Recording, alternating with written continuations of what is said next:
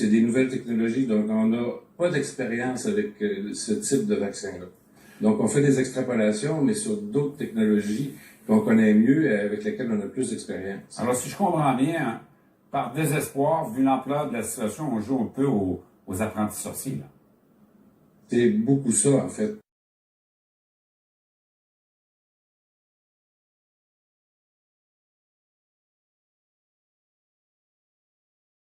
Puis c'est ce qu'on reproche au gouvernement de l'Angleterre actuellement. Il y a beaucoup de gens qui disent on devrait pas faire ça. La FDA aux États-Unis dit non, on peut pas faire ça. La FDA, ce qu'elle dit, c'est qu'avec le vaccin Pfizer, on devrait respecter le délai de 21 jours et à la limite, on pourrait autoriser une autre semaine puis aller à 28 jours. Puis dans le cas de Moderna, ils disent 28 jours, puis il n'y a pas de délai supplémentaire qui actuellement est accepté par ces gens-là. Donc, si je décide de faire une action avec un vaccin, je dois toujours m'assurer que cette action-là est couverte par les essais cliniques, ou au moins discuter avec les cliniciens de l'entreprise qui a fabriqué le vaccin, qui ont fait des essais cliniques, pour essayer d'établir quel impact ça peut avoir. Alors, si je comprends bien, on improvise parce qu'on est devant une situation qui devient extrêmement grave.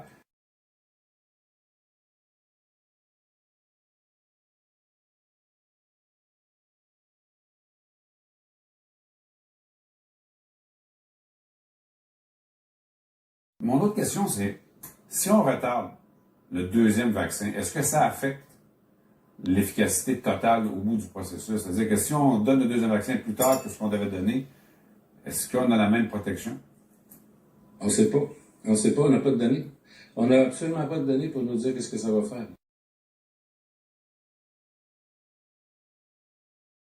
J'entends dire, c'est ainsi, 90% de protection après la première dose.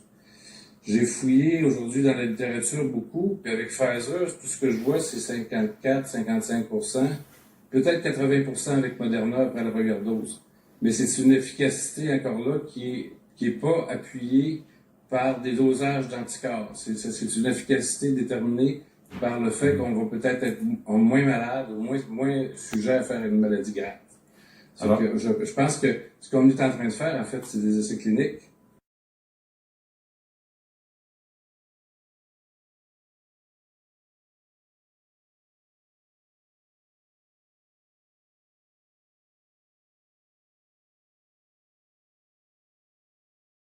On est en train de voir ce que ça va faire si on attend, puis on donne la dose plus tard. Docteur Jacques Laperrière, virologue à la retraite, et vous m'avez dit aussi que vous en avez fait des vaccins. Donc, vous n'avez pas tassé ce genre de sujet, vous en parlez avec une expertise, pas que théorique, qui est pratique aussi. Merci beaucoup, Dr. Lapierre. J'ai fait du vaccin influenza pendant 30 ans. Bonne soirée. J'ai compris. Merci beaucoup, docteur. Bonjour.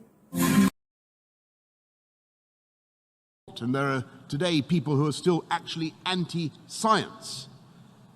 A whole movement called the anti-vaxxers, who refuse to acknowledge the evidence that vaccinations have eradicated smallpox and who, by their prejudices, are actually endangering the very children they want to protect.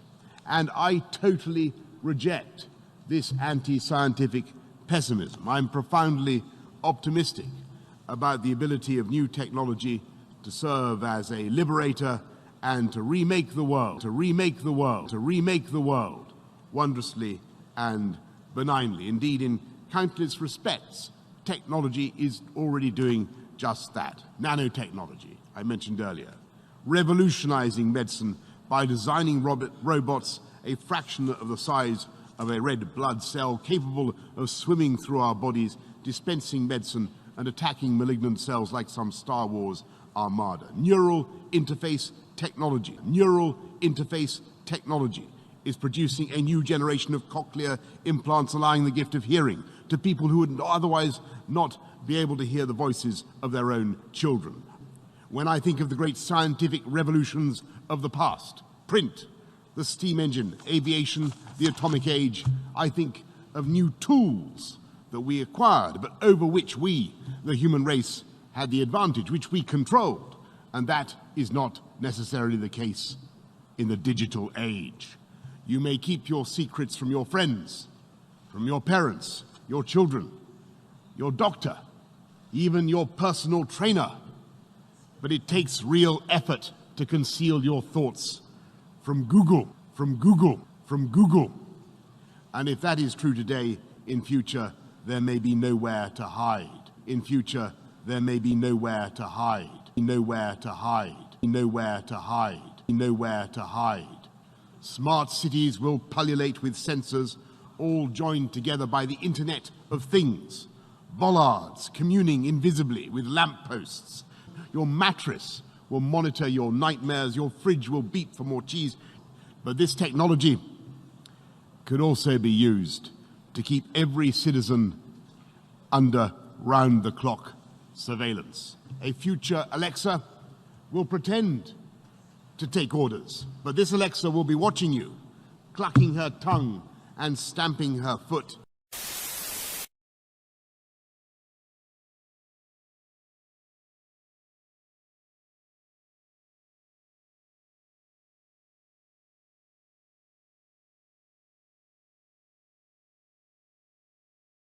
Et puis, c'est des nouvelles technologies, donc on n'a pas d'expérience avec ce type de vaccin-là. Donc, on fait des extrapolations, mais sur d'autres technologies qu'on connaît mieux et avec lesquelles on a plus d'expérience. Alors, si je comprends bien, hein, par désespoir, vu l'ampleur de la situation, on joue un peu aux apprentis sorciers, là. C'est beaucoup ça, en fait.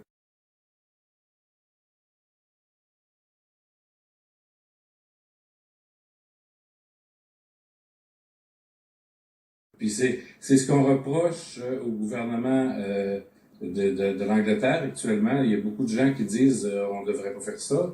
La FDA aux États-Unis dit non, on ne peut pas faire ça. La FDA, ce qu'elle dit, c'est qu'avec le vaccin Pfizer, on devrait respecter le délai de 21 jours et à la limite, on pourrait autoriser une autre semaine d'aller à 28 jours. Puis dans le cas de Moderna, ils disent 28 jours, puis il n'y a pas de délai supplémentaire qui actuellement est accepté par ces gens-là. Donc, si je décide de faire une action avec un vaccin, je dois toujours m'assurer que cette action-là est couverte par des essais cliniques, ou au moins discuter avec les cliniciens de l'entreprise qui a fabriqué le vaccin, qui ont fait des essais cliniques, pour essayer d'établir quel impact ça peut avoir. Alors, si je comprends bien, on improvise parce qu'on est devant une situation qui devient extrêmement grave.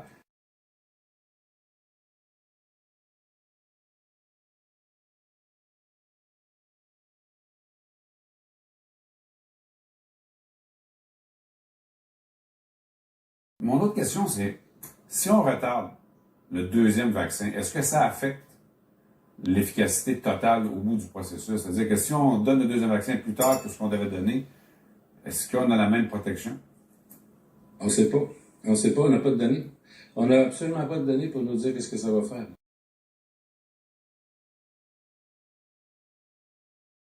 J'entends dire, c'est ainsi, 90% de protection après la première dose. J'ai fouillé aujourd'hui dans la littérature beaucoup, puis avec Pfizer, tout ce que je vois, c'est 54-55%, peut-être 80% avec Moderna après la première dose.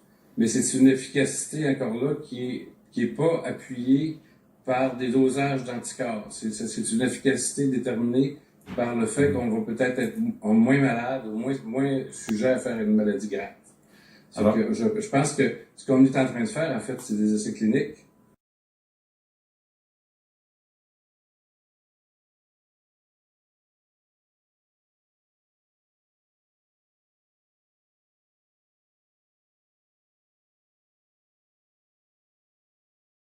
On est en train de voir ce que ça va faire si on attend, puis on donne la dose plus tard. Docteur Jacques Laperrière, virologue à la retraite, et vous m'avez dit aussi que vous en avez fait des vaccins. Donc, vous avez potassé ce genre de sujet, vous en parlez avec une expertise, pas que théorique, qui est pratique aussi. Merci beaucoup, Docteur Laperrière. J'ai fait du vaccin influenza pendant 30 ans. Bonne soirée. J'ai compris. Merci beaucoup, docteur.